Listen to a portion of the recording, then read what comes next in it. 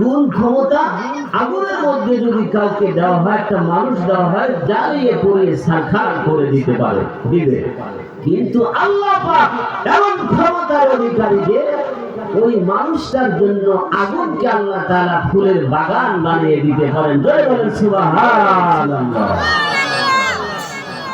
আল্লাহ পাকের প্রশংসা বর্ণনা করতে গিয়ে শায়ের আল্লামা ফরিদউদ্দিন আত্তার রহমাতুল্লাহ আলাইহি তিনি বলছেন, সুরে উখাস মিকে তিরা মিতা খতা উশায়ে করশ কে ফায়াত সাখতা।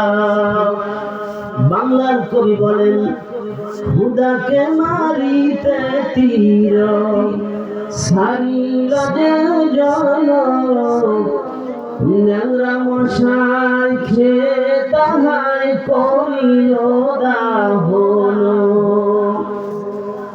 সেই নমরুদ কাফের আল্লাহকে মারার জন্য তীর নিক্ষেপ করেছিল। আল্লাহ পাক বলেন, হে নমরুদ, ওকে মারার জন্য আমার কোনো তীর নিক্ষেপ করতে হবে না, আমার কোনো সৈন্য পাঠাতে হবে না। আমি আল্লাহ তোকে একটি ন্যাংরা মশা দ্বারা ধ্বংস করে দিব। তাম পৃথিবীর ক্ষমতার অধিকারী ছিল নমরুদ। আল্লাহ তাআলা নমরুদকে তাম পৃথিবীর বাদশাহী দিয়েছিলেন। চারজন ব্যক্তিকে আল্লাহ তাআলা তাম পৃথিবীর বাদশাহী দিয়েছিলেন।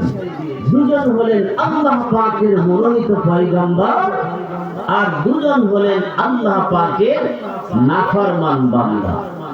একজন হলো এই নমরুদ, আর একজন হলো বখতে নসর। নমরুদকে আল্লাহ তাআলা তাম পৃথিবীর বাদশাহী দিয়েছিলেন। আল্লাহর দেওয়া বাদশাহী পেয়ে আল্লাহকে মারার জন্য নমরুদ তীর নিক্ষেপ করেছিল। আল্লাহ পাক বলেন, এই নমরুদ, তোকে মারার জন্য আমার কোনো তীর নিক্ষেপ করতে হবে না, আমার কোনো সৈন্য পাঠাতে হবে না। আমি আল্লাহ তোকে একটি ন্যাংরা মশা দ্বারা খতম করে দিব। আল্লাহ পাক একটা ন্যাংরা মশা দ্বারা নমরুদকে দুনিয়া থেকে খতম করে দিয়েছিলেন। সে আল্লাহ আছে না? কি বলেন, আছে না? ভাই সব আল্লাহর দেওয়া ক্ষমতা পেয়ে যারা আল্লাহর সাথে নাফরমানি করে, আল্লাহ তাআলা যুগে যুগে তাদের পরিণতি দেখায় দিয়েছেন। কঠিন ভাবে আল্লাহ তাআলা তাদেরকে এই দুনিয়া থেকে বিদায় করে দিয়েছেন। প্রিয় ভাই সব, আল্লাহ পাকের প্রশংসা বর্ণনা করে শেষ করা যাবে না। কুরআনুল কারীমের ভিতরে আল্লাহ তাআলা বলছেন, قل لو كان البحر مدادا لكلمات ربي لنفد البحر قبل أن تنفد كلمات ربي ولو جئنا بمثله مددا।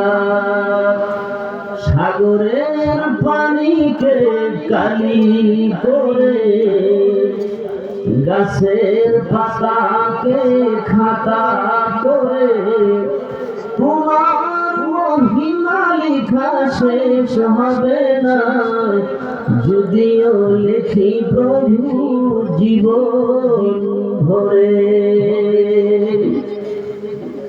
সাগরের পানিকে, সমস্ত সাগরের পানিকে যদি কালি বানানো হয়, পৃথিবীতে যত গাছ আছে সমস্ত গাছকে খাতা বানাইয়া, জিন ইনসান সব মিলে, আর পৃথিবীর সমস্ত গাছগুলিকে যদি কলম বানাইয়া আল্লাহ পাকের বাণী লেখা শুরু হয়, আল্লাহ পাকের প্রশংসা লেখা শুরু হয়, সাগরের পানি শেষ হয়ে যাবে, গাছের পাতা নামক সমস্ত কাগজ শেষ হয়ে যাবে, কলম অকেজ হয়ে পড়বে, মানুষ এবং জিন তারা অক্ষম হয়ে যাবে, কিন্তু আল্লাহ পাকের বাণী লেখা, আল্লাহ পাকের প্রশংসা করা শেষ হবে না।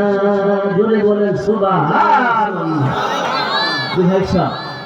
সময় আমার কম, তাই এদিক সেদিক না গিয়ে আমি আপনাদের সামনে কুরআনুল কারীমের সূরা আল ইমরানের 102 নম্বর আয়াত এবং 3 নম্বর আয়াতের কিছু অংশ তেলাওয়াত করেছি। এদিকে একটু আলোকপাত করি, আমার সাথে সবাই পড়ুন।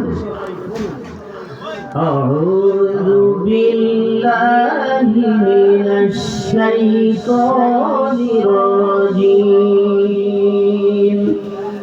বিসমিল্লাহির রাহমানির রাহিম। ইয়া আইয়ুহাল্লাযীনা আমানু ইত্তাকুল্লাহা হাক্কা তুকাতিহি ওয়া লা তামুতুন্না ইল্লা ওয়া আনতুম মুসলিমুন। জয় বলেন আল্লাহু আকবার। আল্লাহ পাক বলেন, হে ঈমানদাররা, বিশ্বাসীরা, যারা আমি আল্লাহর উপরে ঈমান এনেছ, যারা আমি আল্লাহকে বিশ্বাস করেছ, তারা আমি আল্লাহকে ভয় করার মতো ভয় করো, যেমন ভয় করা উচিত। আর আত্মসমর্পণকারী তথা মুসলমান না হয়ে মৃত্যুবরণ করো না। মুসলমান, পৃথিবীতে মুসলমান এর মধ্যে ভেজাল হয়ে গেছে। মুসলমান তো এমন জাতি, যেই জাতি এমন জাতি যে এই জাতির সামনে পৃথিবীর এমন কোন পরাশক্তি ছিল না যে মাথা উঁচু করে কথা বলে। পৃথিবীর সমস্ত পরাশক্তিগুলো মুসলমানদের পদচুম্বন করতে বাধ্য হয়েছিল। এমনকি মালাকুল মউত আজরাইল আলাইহিস সালাম এসে মুসলমানদেরকে মৃত্যুর সময় সালাম দিত। যেমন তাওহীদবাদী কবি কাজী, জাতীয় কবি কাজী নজরুল ইসলাম বলেছেন, আল্লাহ যার পূর্ণ ঈমান, কোথা সে মুসলমান, কোথা সে মুসলমান। আল্লাহ যার পূর্ণ ঈমান, কোথা সে মুসলমান, কোথা সে মুসলমান। যার মুখে শুনি তাওহীদের কালাম, হয় মৃত্যু করিত সালাম।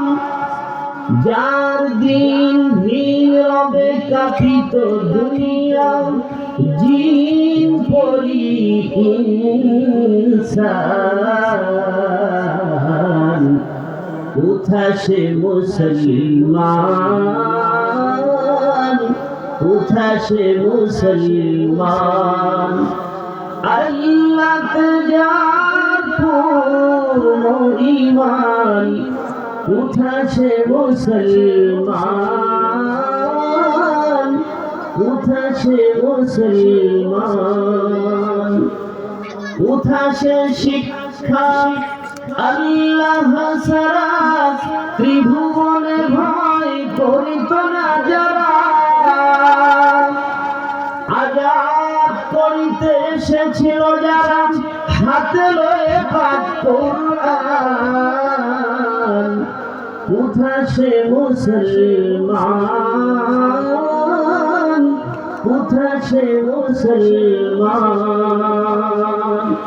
ভাই সব প্রকৃত মুসলমান যদি হতে পারেন, দুনিয়ার সব কিছু আপনার হুকুমের গোলাম। মুসলমানের হুকুমে দরিয়া প্রবাহিত হয়ে গেছে। মুসলমানেরা দরিয়ার উপর দিয়ে ঘোড়া দাঁড়াইয়া আফ্রিকার ভূখণ্ডে গিয়ে ইসলামের পতাকাকে উড্ডীন করেছেন।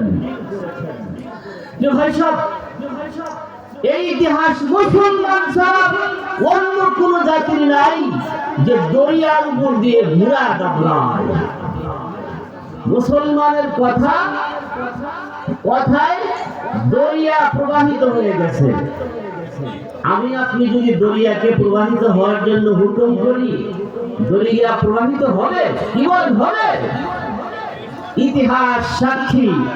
তাফসীরে ইবনে কাসিরের ভিতরে আমি পড়েছি, হযরত ওমর ফারুক রাদিয়াল্লাহু তাআলা আনহু যখন প্রেসিডেন্ট আমিরুল মুমিনিন, তখন দেশের পর দেশ মুসলমানদের অধীনে আসতে লাগলো। মিশর বিজেপি হলো, মিশরের গভর্নর করে পাঠানো হলো আমর ইবনুল আস রাদিয়াল্লাহু তাআলা আনহুকে। হযরত আমর ইবনুল আস রাদিয়াল্লাহু তাআলা আনহু মিশর শাসন করতেছেন।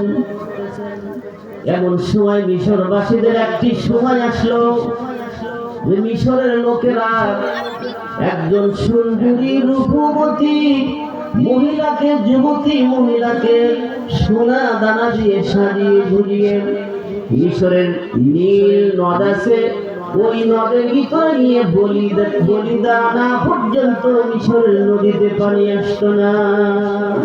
সেই সময় মিশরবাসীদের এসে গেল, মিশরের লোকেরা একটা সুন্দরী রূপবতী যুবতী মহিলাকে সাজিয়ে গুজিয়ে ওই নদীতে নিয়ে বলি দেওয়ার জন্য প্রস্তুত হলো। এটা আমর ইবনুল আস গভর্নর জানতে পেরে মিশরবাসীদেরকে বললেন, মিশরের লোকেরা, এই জাহিলিয়াত যুগের কোন কাজ ইসলামী যুগে চলবে না, কুরআনের শাসন আমলে চলবে না, এই মেয়ে আর বলি দেওয়া হবে না।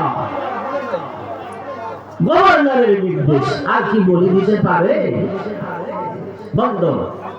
মিশরের লোকেরা তারা বলল যে মিশরের নদীটার পানি আসবে না, আমাদের এই পানির অভাবে মরতে হবে, সুতরাং দেশ ছেড়ে অন্য দেশে চলে যাও। মিশরের কিছু লোকেরা মিশর ছেড়ে অন্য দেশে তারা পানি জমাইতে লাগলো। হযরত আমর ইবনুল আস রাদিয়াল্লাহু তাআলা আনহু তখন আমিরুল মুমিনিন হযরত ওমর ফারুক রাদিয়াল্লাহু তাআলা আনহুর কাছে চিঠি লিখলেন, আমিরুল মুমিনিন, আমি তো মিশরবাসীদেরকেই বলেছি মিশরের লোকেরা তো এই দেশ ছেড়ে অন্যত্র তারা পানি জমাইতে লাগতেছে। তখন হযরত ওমর ফারুক রাদিয়াল্লাহু তাআলা আনহু একটা চিঠি লিখলেন দরিয়ার কাছে। আমর ইবনুল আসের কাছে চিঠিটা লিখে, একটু সাউন্ডটা বাড়া যায় তো, লিখে দিলেন, এ দরিয়া, যদি তুমি আল্লাহর হুকুমে প্রবাহিত হও তাহলে আর তোমাকে প্রবাহিত হতে হবে না, এটা আমি উমরের নির্দেশ। আর যদি তুমি আল্লাহর হুকুমে প্রবাহিত হও তাহলে আমি ওমর ওয়াদা করছি, আগে দিচ্ছি, আগে যে চিঠি পাওয়ার সঙ্গে সঙ্গে দরিয়া তুমি প্রবাহিত হয়ে যাবে। যদি আমার এই আদেশ পেয়ে তুমি চিঠির দরিয়া পানি প্রবাহিত না করো তাহলে তোমার বিরুদ্ধে আমি আল্লাহর দরবারে মামলা দায়ের করব। হযরত ওমর ফারুক রাদিয়াল্লাহু তাআলা আনহুর চিঠি চলে গেল মিশরে। আমর ইবনুল আসের কাছে যাওয়ার পরে আমর ইবনুল আস রাদিয়াল্লাহু তাআলা আনহু বললেন, এ মিশরবাসীরা, আমিরুল মুমিনিনের পক্ষ থেকে চিঠি এসেছে নীল দরিয়ার কাছে, এই চিঠি পেয়েই নীল দরিয়া পানি প্রবাহিত করে দিবে। মিশরের লোকেরা বললে, একটা মানুষের কথাই নাকি দরিয়া প্রবাহিত হয় নাকি? তাফসীরে ইবনে কাসির সাক্ষী, যেই বালু মাটির ভিতরে নিয়ে মহিলাকে বলি দেওয়া হতো, ওইখানে নিয়ে ওমর রাদিয়াল্লাহু তাআলা আনহু চিঠিখানা বালু মাটির ভিতরে গেলে দেওয়া হলো। ওই চিঠি পাওয়ার সঙ্গে সঙ্গে দেখা গেল 16 হাত উঁচু হয়ে মিশরের ওই নীল নদের ভিতরে পানি প্রবাহিত হয়ে গেল। ওই যে উমর রাদিয়াল্লাহু তাআলা আনহুর চিঠিতে নীল নদ পানি প্রবাহিত করে দিয়েছে। আজ পর্যন্ত আর কোনদিন নীল নদ পানি প্রবাহ বন্ধ করে নাই। মুসলমান, এই মুসলমান শব্দের অর্থ হলো আত্মসমর্পণ করা, নিজেকে সারেন্ডার করে দেওয়া আল্লাহর হুকুমের কাছে। আল্লাহর হুকুমের কাছে যদি নিজেকে সারেন্ডার করতে পারেন, গোটা দুনিয়া আপনার হুকুমের গোলাম হবে। ইতিহাস বহু রয়ে গেছে। উমর রাদিয়াল্লাহু তাআলা আনহুর সময় হযরতে